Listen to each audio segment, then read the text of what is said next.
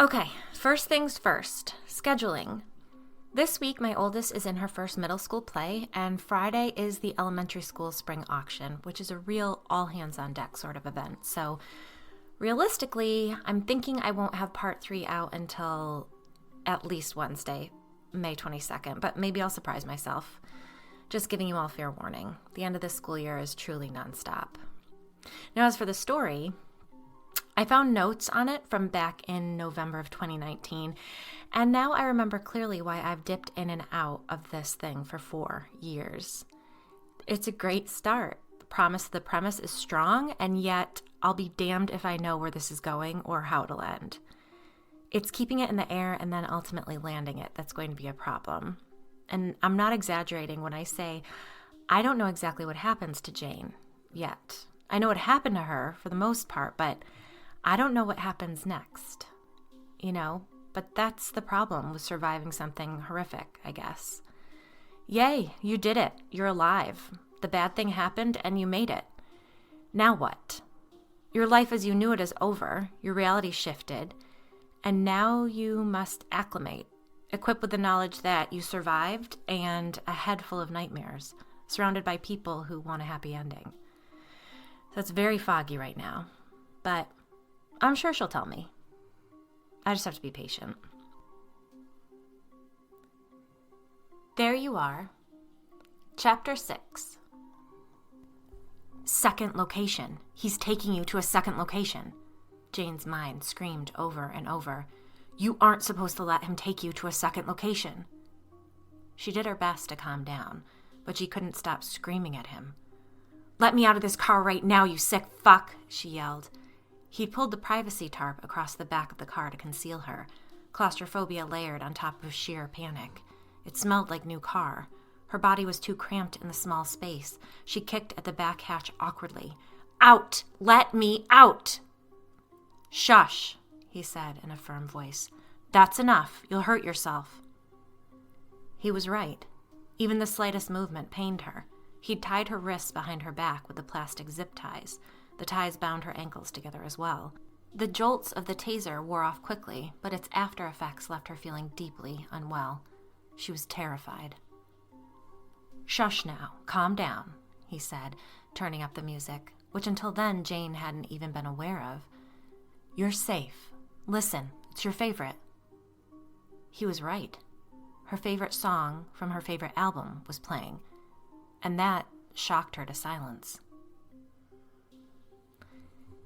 I'm so sorry you had to come in to help me. I know you're supposed to be officially done, but it's fine, Jane said quickly, avoiding the predictable sentiments. Well, I'm just so grateful. I feel like such an idiot. I don't know what I'm doing wrong. Oh, the Audible requirements can be tricky. I cried the first time I had to put an audiobook through their system, Jane reassured her. It was a lie. She'd had no problem clearing the audio files, but if she didn't help build Kara's confidence, the girl wouldn't make it. She was smart and completely capable of handling the demands of the audio engineer position at Audiobox, but she froze the second that things didn't go 100% smoothly. Fucking millennials, Shauna, Jane's ex-business partner, lamented on the phone the previous evening. Jane, you know I hate to ask this of you, but I can't lose her. We just signed 2 authors, and the studio is damn near book solid for the next 3 weeks. You're so good at explaining things. I'm doing my best, but the second she senses my impatience, she completely seizes up. I'd be forever in your debt. I can come in tomorrow.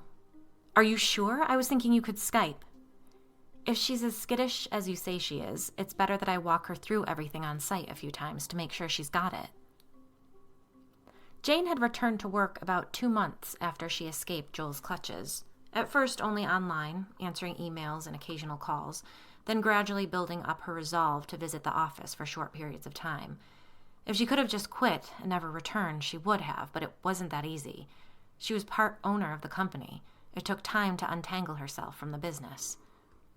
Audiobox lived in an old Victorian mansion near the university. The second-floor bedrooms had been converted to recording studios.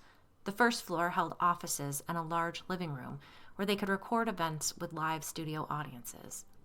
The backyard, and that of the house next door, had been paved over to make room for parking. Jane was abducted from that sad backyard parking lot.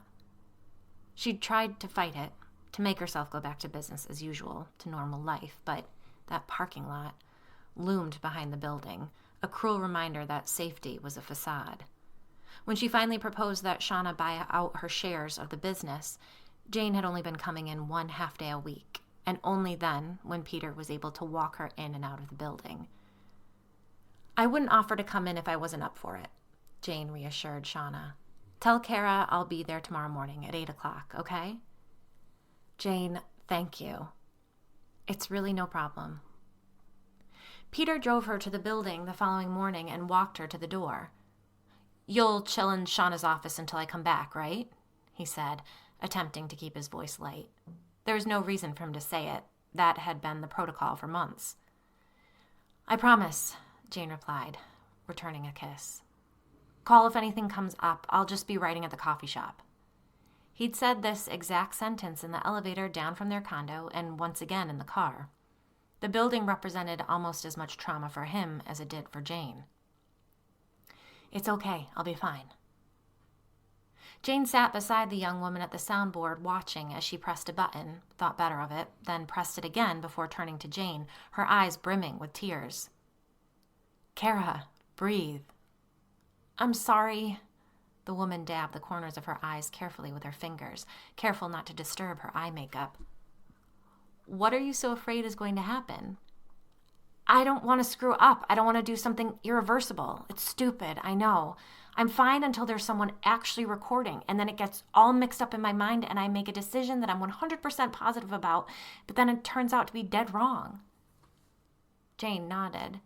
"You know, when I was at WBUR, I made myself a model to practice on. I bought a poster board in and copied the board so I could practice at home." "Really?" "Yeah, it was too much pressure trying to learn it all on the fly, so I worked on it at home." She reached out and pressed the button Kara had second-guessed. "You're getting it. You just have to trust your gut and put some time into it. It'll be second nature before you know it." Kara eyed the board thoughtfully. "I never thought about practicing at home." The door behind them opened. "Hey, how's it going?" a production assistant asked. Kara smiled up at the handsome 20-something. "Really good. Jane's a genius." "Cool. Your husband's here. Shauna told me to come get you. He's in her office." "Oh," Jane said, looking at her phone screen. She'd been in the booth for less than 45 minutes. "Okay, thanks. I'll be right back," she reassured Kara. The air in Shauna's office was so charged, it was impossible not to feel the news that was coming in her bones. If nothing else, her time in the cabin with a madman had honed her intuition. She could read a room in the blink of an eye. She knew before he said a word. "What happened?" she asked, as she closed Shauna's door behind them. "Carrie called," he said, strangely calm. "Oh, no," Jane breathed. "She's gone." Chapter 7. He drove to Hendersonville, a town at the edge of Lake Ontario, known for its sport fishing. "It belongs to an old friend," he said, as he carried her through the front door of a cabin in the woods. "I don't agree with some of the finishes he chose, but you can't beat the setting." He'd tased her again the second he'd opened the hatchback. She was trying to concentrate on their surroundings, though her disgust at being held by him made her want to retch. She spent the car ride trying to recall every bit of advice she'd heard on Dateline over the years and tried to convince herself that she would survive, no matter what was to come. She tried not to think of the woman in Peter's book, the one who disappeared, never to be seen again. But when she found herself in his arms without the ability to struggle or escape, the panic overtook her. "You'll see in the morning how beautifully secluded it is," he told her as he flipped light switches beside the door. He sat her in a chair at the kitchen table in front of a wall of windows, the darkness beyond turning them into a large mirror. A chain had been attached to the base of an impossibly heavy reclaimed wood table. He looped the end of the chain through the plastic ties around her wrists. Her body ached from the jolt of electricity and the cramped car ride. She wept softly and told him that she wouldn't tell anyone if he just let her go. His eyes hardened. "Don't be silly." He went out to the car, Jane struggled against the chain and searched for anything that might cut the ties at her wrists and ankles. "What are you going to do to me?" she whimpered when he returned holding 2 duffel bags. "It's been such a long night, Janie.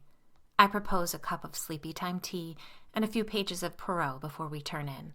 We'll talk about our plans in the morning." Jane met his eyes. She drank that exact tea every night before bed. Agatha Christie was her favorite author. "Who the fuck are you?" she demanded. "Barbara will be so pleased to know you and Peter are keeping the house." Jane nodded, swallowing a sip of burning hot chamomile, willing her hand to remain steady. "It was so sudden. I'm sure you have lots of loose ends to tie up in New York." The woman eyed her through 4 coats of mascara. "We were planning to move to Dover before she passed, so we'd already thought through most of the logistics." "Oh, really?" She studied Jane for a moment. "Well, Peter can work anywhere, can't he?" Jane nodded. "And you do something in radio, is that right?" "I'm an audio engineer," Jane replied simply, not wanting to go into details.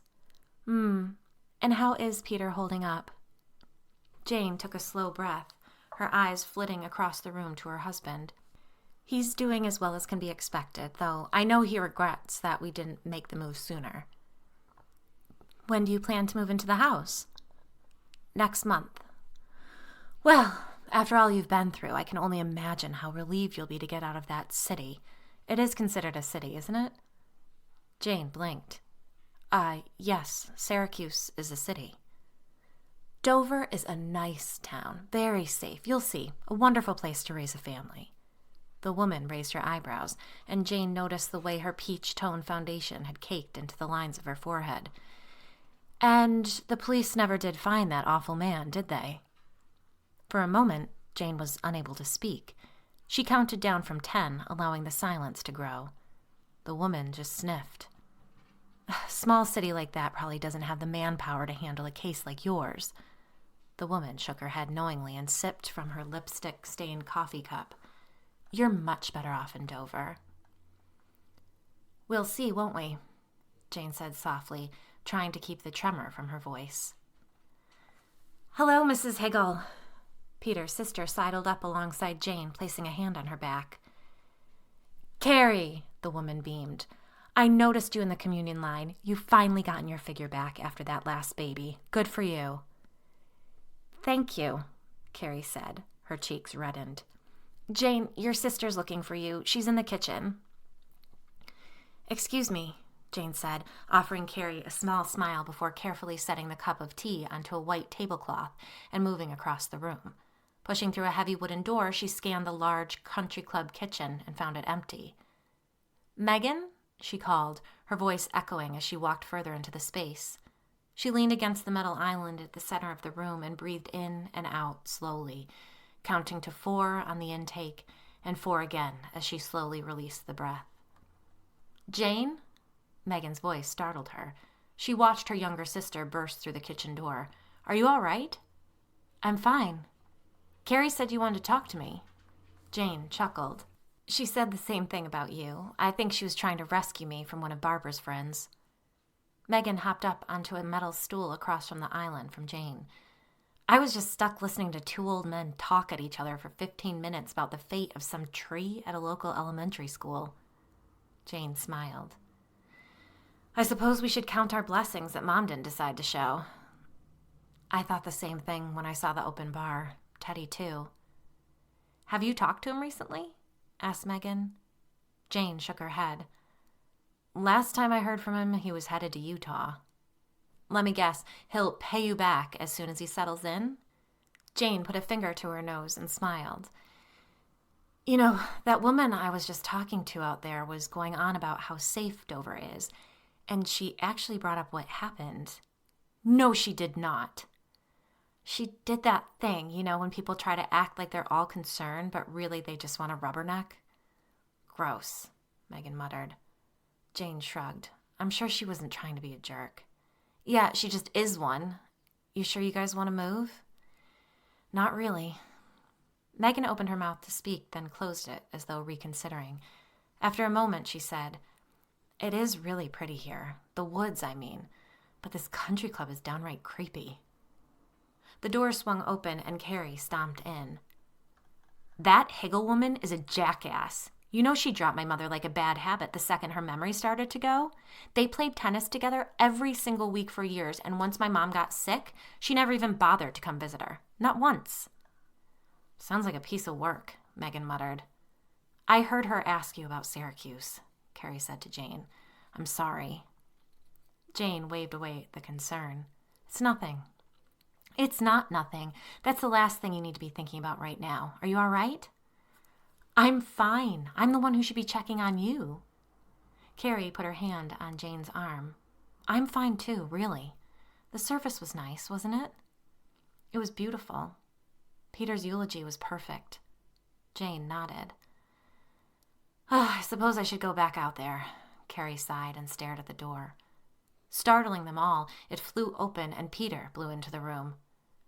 "How much longer do we have to deal with these fucking people?" he demanded, closing the door firmly behind him. Chapter 8. "Look at those shivers," Joel said, smiling gently. "You must be freezing." She was certain he would rape her. She decided she could survive that it would happen, and that she would kill him, and when she did, she would make sure his last moments were spent in agony.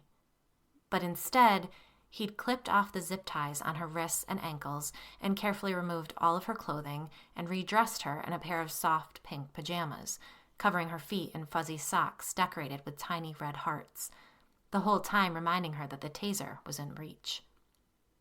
"Now let's brush those teeth." He'd led her into the bathroom where he watched her brush her teeth and wipe her face with a washcloth.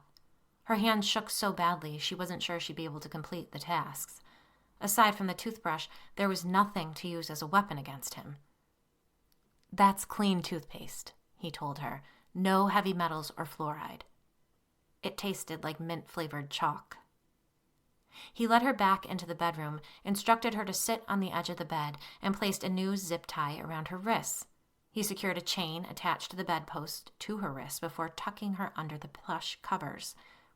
She lay stiff as a board as he climbed in beside her and reached for a book on the nightstand, a pillow at his back against the headboard.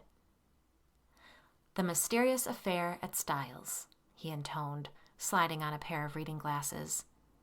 "An oldie but a goodie, no?"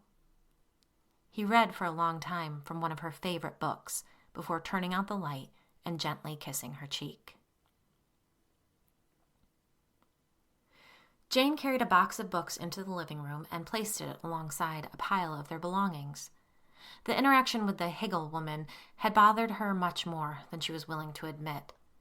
She hadn't yet found a satisfying way to respond to the sticky, sweet falsity of interactions with people like her. People who feigned concern when really they just wanted to sidle up to the railing and get a safe peek into utter darkness. A juicy detail about that poor woman who was kidnapped by her stalker they could pass along to friends over cocktails. She'd seen the same sort of excitement in the eyes of the readers who'd turned up for Peter's book signings. True crime addicts who tossed around the details of horror as if they were discussing a soap opera. She understood the fascination. She understood women had been hunted since the beginning of time, and these stories served as cautionary tales. But to be the cautionary tale, the so-called survivor, that was different. That brief exchange with her mother-in-law's old friend bothered her so much because it cast gloom on the perfect picture of Dover she hadn't realized she'd begun to create in her mind. She'd allowed herself to believe that she could be anonymous there, that no one would know what had happened to her in Syracuse. How stupid could she have been? Her abduction had been national news. She'd been gone for weeks. Every person she'd known had been sucked up into the story. There would be no anonymity for her, for any of them, ever again. "I think the closets are the only thing left," Peter said, gently placing a box on the floor beside her. Jane nodded. "How attached are you to that painting?" Peter's gaze moved to the large painting on the wall above their couch. He turned back to her, a look of mock horror on his face. "Are you not attached to that painting?" Jane laughed. "Not really." It was the first piece of art I ever bought. I just think it might not quite fit in with your mom's old aesthetic. Dots and lines go with anything, Peter said in mock seriousness. What if we left it as a special gift for the guy who bought the place? Peter grinned. I think he'd be thrilled. The furniture that fit so perfectly in their industrial loft wouldn't suit the small cottage Peter inherited from his mother. As luck would have it, the man who bought their condo wanted their furniture too. He was recently divorced, hadn't a bed or table to his name. It was a win-win. Jane wasn't thrilled at the idea of moving into her mother-in-law's home in its current state, but they'd change things once they had a chance to settle in and acclimate. Thinking about new paint and furniture was a good distraction from the fact that they were leaving behind everything familiar. Jane would keep her bi-weekly appointments with Andrea via Zoom. She was up and running with her audio editing business, her clients keeping her moderately busy. She held back, though, only taking on a handful of projects for the time being. She knew she could have signed on enough indie podcasters to justify hiring her own assistant, but she was careful about the projects she took on, only agreeing to assist certain creators, those whose content covered pop culture, gardening, book reviews, and author interviews. Given the popularity of true crime in the medium, she was selective. She was aware her story had been widely reported on in the genre, and she'd received dozens of interview requests, turning down every single one. Her standard response, "Thank you for your inquiry. While I may not be able to stop you from reporting on my very personal story, I do not wish to participate in any way." Joel was still out there. She'd heard the argument, but this could help lead to his arrest. Too many times to count. Bullshit. Her abduction had been reported internationally, Joel's face plastered across screens everywhere once she'd escaped. It had been almost a year since the night she was taken, and he still hadn't been found. The audience of some rinky-dink true crime podcast wouldn't be the ones to find him. He'd managed to ooze in between the cracks of society, lying in wait until he saw his chance. They rented a van to move their belongings the 303 miles from Armory Square to their new cottage beside the forest at Hale Reservation in Dover, Massachusetts. Aside from the predictable panic of making such a big move and her heartbreak at leaving Megan and her two nieces behind, the overwhelming feeling in Jane's chest as they turned onto I-90 was relief. No one in Syracuse knew where they were headed, aside from her sister Megan and her old business partner Shauna. Jane had all of their mail forwarded to a P.O. box in Fayetteville near Megan, who would send it along to them in bulk each week. Everyone insisted that Joel Vincent Hayes was long gone. Everyone said he'd taken off to Canada and would stay on the run until the police eventually caught up with him. But everyone hadn't been in that cabin. Everyone hadn't listened to him profess his undying love for her. Everyone hadn't seen firsthand the lengths he had gone to take her and keep her. She never should have been able to escape. It was a complete and utter fluke. He planned everything meticulously. Everyone hadn't seen the craze that burned in his eyes, the passion that could change from obsession to pure hatred in a flash. Jane had no doubt in her mind that if given the chance, if he could get her alone again, he would kill her. Her phone rang, and she answered, careful to keep her eyes on the highway ahead of her. "What you thinking about?" Peter asked. "The house," she replied. He was trailing behind her in the van as she drove their old Jeep. "Me too. There's a rest area up ahead. Do you need to stop?" "Not really. Do you?"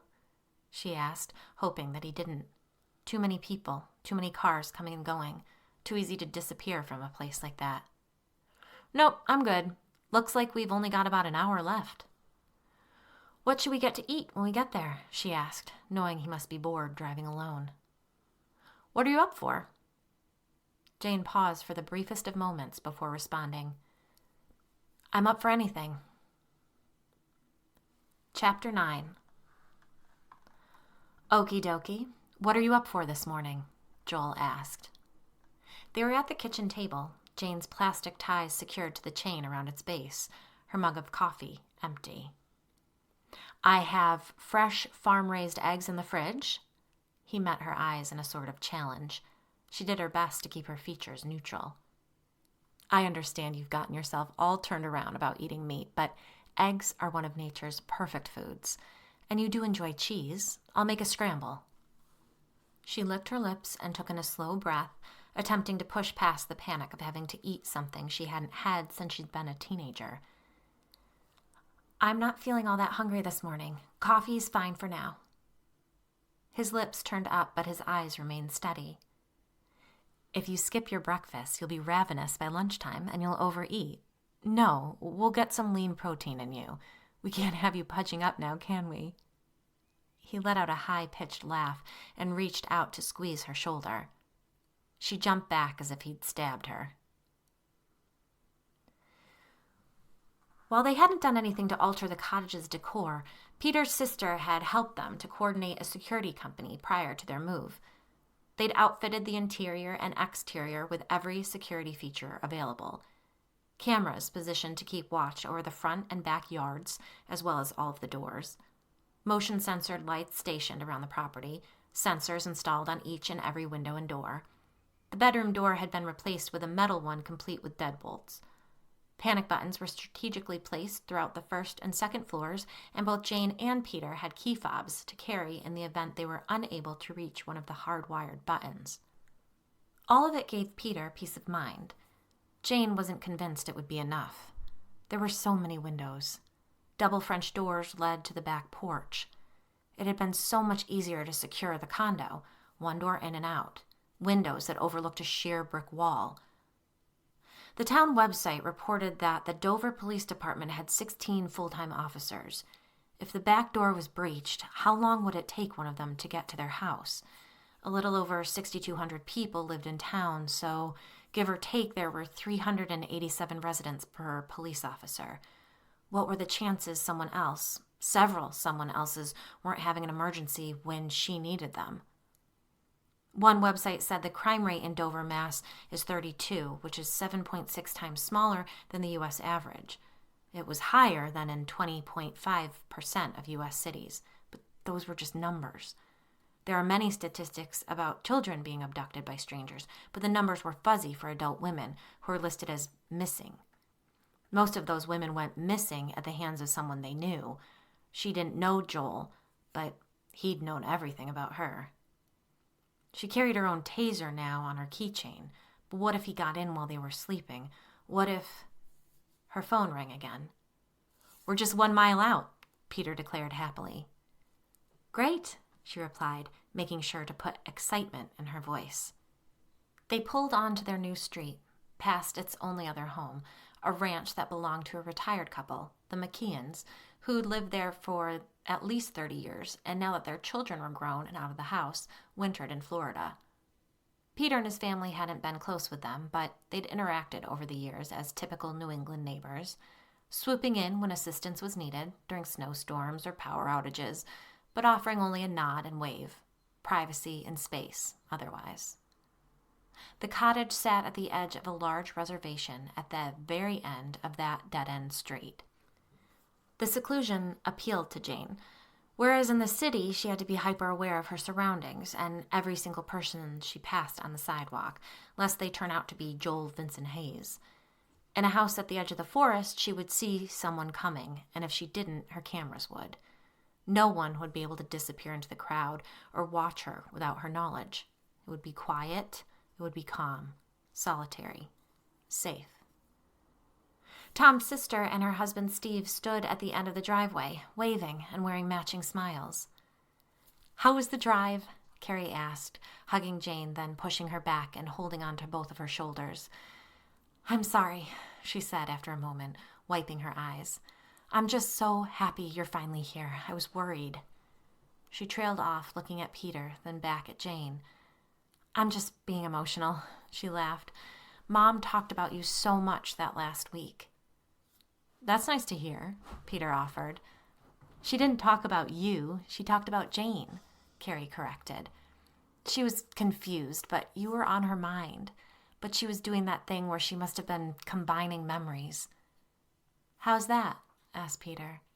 Carrie looked uncertain. Then, well, she said she was happy we're safe, being looked after, which makes sense. Jane smiled guiltily. No one had to say it out loud, but they all knew the stress of Jane's disappearance had contributed to Barbara's rapid decline. But then, Carrie chuckled, she kept mentioning your forest fairy. What did she say exactly? Carrie scrunched her forehead, remembering. Some of it was her nonsense thoughts. Thank God for her forest fairy. That was the theme for a day or two, but she was happy, proud of you. She said a few times, Jane's a smart cookie. She'll know when to run. Carrie's smile faltered as the silence extended. I ordered pizza, Steve finally said, with forced cheer. Pete, why don't you come with me? Delivery takes forever out here. I'm going to go pick it up.